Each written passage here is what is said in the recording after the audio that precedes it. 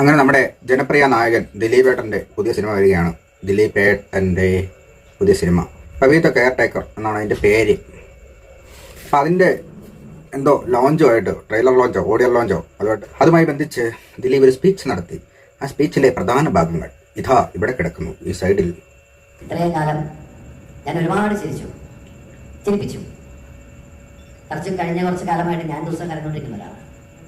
ചിരിപ്പിക്കാൻ ശ്രമിക്കുന്ന ദിലീപേട്ടൻ കരയുന്നു. അല്ല, പുള്ളി ചിരിപ്പിച്ചുകൊണ്ടിരുന്ന ആളാണ്. കേരളത്തിലെ മൊത്തം ആൾക്കാരെ ചിരിപ്പിച്ചുകൊണ്ടിരുന്ന ആളാണ് ദിലീപേട്ടൻ. പുള്ളി പക്ഷേ കുറേ വർഷമായിട്ട് കരയുകയായിരുന്നു. ഈ ദിലീപേട്ടൻ കരയാനുള്ള കാരണങ്ങൾ എന്തൊക്കെയാണ്? എനിക്കറിയാവുന്ന 2 കാരണങ്ങളാണ്. ഒന്ന്, മറ്റേ നടിയെ തട്ടിക്കൊണ്ടുപോകാൻ ശ്രമിച്ച കേസ്. പിന്നെ രണ്ടാമത്തേത്, ഈ അടുത്തിറങ്ങിയ സിനിമകളെല്ലാം പൊട്ടി. ബാന്ദ്ര, തങ്കമണി, ഈ 2 സിനിമകൾ മാത്രമേ ഞാൻ കണ്ടുള്ളൂ. ബാക്കിയുള്ളത് കാണാൻ ശക്തിയില്ലായിരുന്നു. എനിക്ക് കാണാൻ പറ്റില്ല, കണ്ട് സഹിക്കാൻ പറ്റത്തില്ലാത്തതുകൊണ്ട് ഞാനത് കണ്ടില്ല. അതിന് മുമ്പുള്ളത് കേട്ടോ. അത് കഴിഞ്ഞ് വേറെ സിനിമ തുടങ്ങിയില്ല. അത് കഴിഞ്ഞ് വരുന്ന സിനിമയാണ് പവി ദ കെയർ ടേക്കർ. ഈ സിനിമയെക്കുറിച്ച് ദിലീപേട്ടന് എന്താണ് പറയാനുള്ളത്?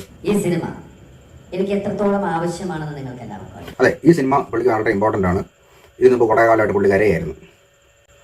അപ്പോൾ കരയുന്ന ഒരു കാര്യത്തിൽ എനിക്ക് ആത്മാർത്ഥമായിട്ട് ചോദിക്കാനുള്ള 2 കാര്യമാണ്. ഞാൻ നേരത്തെ പറഞ്ഞ 2 കാരണങ്ങൾ ഏത് കാര്യത്തിലാണ് പുള്ളി കരയുന്നത്? നടിയെ ആക്രമിച്ച കേസിൽ നിലവിൽ കേസ് നടക്കുന്നു. ആ കേസ് ഒരിക്കലും അവസാനിക്കുന്നില്ല, തുടർന്നുകൊണ്ടേ പോകുന്നു. സാധാരണ ഒരാളാണ് ഈ കേസിൽ ഉൾപ്പെട്ടെങ്കിൽ എപ്പോഴേ അവൻ ജയിലിലായെന്നുള്ള കാര്യത്തിൽ യാതൊരു സംശയമില്ല.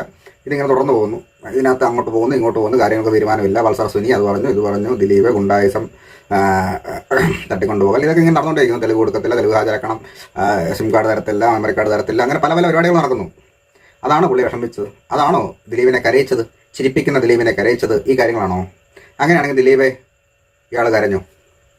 നീ കരയുന്നത് തന്നെയാണ് നല്ലത്. ദിലീപ് എന്ന് പറയുന്നത് ദിലീപേട്ടൻ ചെയ്ത ഒരു കാര്യം കൊണ്ട് അവിടെ മറ്റൊരു പെൺകുട്ടി ഇരുന്ന് കരയുന്നുണ്ട്. അതിൻ്റെ കണ്ണീരിന് എന്താണ് വില? ഇവൻ കരഞ്ഞു പോലും. ഇനി സിനിമ പൊട്ടുന്നതുകൊണ്ടാണ് കരയുന്നതെങ്കിൽ ആ കരച്ചിലും ദിലീപ് തന്നെ കരയണം. അതിന് കൂടെ കരയാനായും വരത്തില്ല. ഇപ്പം തങ്കമണി പോലെ അല്ലെങ്കിൽ ബാന്ദ്ര പോലത്തെ ഒരു പൊട്ട സിനിമ, ഊച്ചാൾ സിനിമ, ഞാൻ തറപ്പടം ഞാൻ കച്ചറ തറപ്പടം ഇതൊക്കെ ഉണ്ടാക്കി ഈ നാട്ടിലോട്ട് ഇറക്കി റിലീസ് ചെയ്യാൻ ഒരു ധൈര്യം വേണ്ടേ? ആ ധൈര്യം ദിലീപിനുണ്ട്. ആ ധൈര്യത്തിൻ്റെ പ്രതിഫലനമായിട്ടാണ് ഈ സിനിമകൾ പൊട്ടുന്നത്. കാരണം മലയാള സിനിമയും അതിലെ കണ്ടന്റും അതിനെ അവതരിപ്പിക്കുന്ന രീതിയും അതിലെ തമാശകൾ വരെ ഒട്ടേറെ മാറി. ഒരുപാട് മാറ്റങ്ങൾ ഉണ്ടായിട്ടുണ്ട്.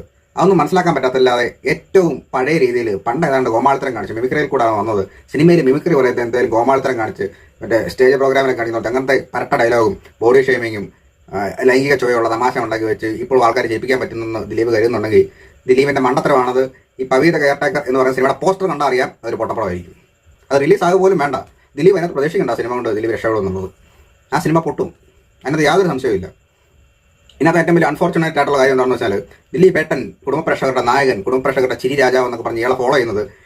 ഇപ്പോൾ ഈ നടിയെ ആക്രമിച്ച കേസിലൊരു പ്രതിയാണ് ഇയാൾ, 1ാം പ്രതി. എന്നിട്ട് പോലും കുറേ ബുദ്ധിയും വിവരവും ഇല്ലാത്ത കുറേ പൊട്ടികളായിട്ടുള്ള വിവരമില്ലാത്ത കുറേ സ്ത്രീകളാണ് ഇയാളെ പൊക്കി പിടിച്ചുകൊണ്ട് നടക്കുന്നത്. ഇയാളെ തന്നെ വലിയ സംഭവമാണ് പിടിച്ചത്. അയാൾക്ക് വേണ്ടി എഴുതുന്ന ആൾക്കാരുണ്ട്, അയാൾക്ക് വേണ്ടി ഡയറക്റ്റ് ചെയ്യുന്ന ആൾക്കാരുണ്ട്, പണം മുടക്കുന്ന ആൾക്കാരുണ്ടെന്നൊക്കെ. അത് ഈ നാട്ടിൽ കിടക്കുന്ന ഏതെങ്കിലും പൊട്ടന്മാരായിരിക്കും. അല്ലാതെ വിവരമുള്ളവരത്തിനും ദിലീപിന് വേണ്ടി പണം മുടക്കേണ്ട കാര്യമില്ല. കാരണം ആ പടം പൊട്ടും. പുള്ളിയുടെ ടേസ്റ്റാണത്. പുള്ളിയുടെ ടേസ്റ്റ് ഭയങ്കര ഓൾഡാണ്. ഒരു കാലത്തെ നമുക്ക് അംബാസഡർ കാറും മാരുതി 800 ഒക്കെ ഇഷ്ടമായിരുന്നു. ഇപ്പോഴും ഇഷ്ടപ്പെടുന്നവരുണ്ടായിരിക്കാം. പക്ഷേ കാലം മാറി. അത് കഴിഞ്ഞ് ഒരുപാട് ഹാറ്റ് ബാക്കുകൾ വന്നു. വോക്സാൻ പോളോ വന്നു, പോളോ GT വന്നു. ഒരുപാട് നല്ല നല്ല കാറുകൾ, മിനി കൂപ്പർ വന്നു, BMW വന്നു, പോർഷെ വന്നു, ലംബോർഗിനി വന്നു. ഇതെല്ലാം ഇറങ്ങുന്നുണ്ട്. അത് കഴിഞ്ഞിട്ട് പഴയ അംബാസഡർ ഉണ്ടായിക്കൊണ്ട് വന്നിട്ട് ഇത് നിങ്ങൾ ഇഷ്ടപ്പെടണം എന്ന് പറയുന്നത് ഇയാളുടെ മണ്ടത്തരമാണ്. ഇതാർക്കും വേണ്ട. ദിലീപ് 2 കാര്യങ്ങൾ ചെയ്താൽ മതി. ഒന്നുകിൽ പുതിയ കാര്യത്തെ അഡോപ്റ്റ് ചെയ്യുക, പുതിയ കാര്യങ്ങൾ പഠിക്കുക, അല്ലെങ്കിൽ സിനിമ നിർത്തി പോവുക. ഇതിനകത്ത് ഏറ്റവും പ്രാക്ടിക്കലായിട്ടുള്ള കാര്യം സിനിമ നിർത്തി പോകുക എന്നുള്ളതാണ്. ദിലീപ് അത് ചെയ്യുന്നതായിരിക്കും നല്ലത്. ആർക്ക് കാണണം ഈ അവിഞ്ഞ കോമഡി, തൊലിഞ്ഞ കോമഡിയൊക്കെ? തങ്കമണിക്കകത്തൊക്കെ ഉള്ള കോമഡിയൊക്കെ ഉണ്ട്.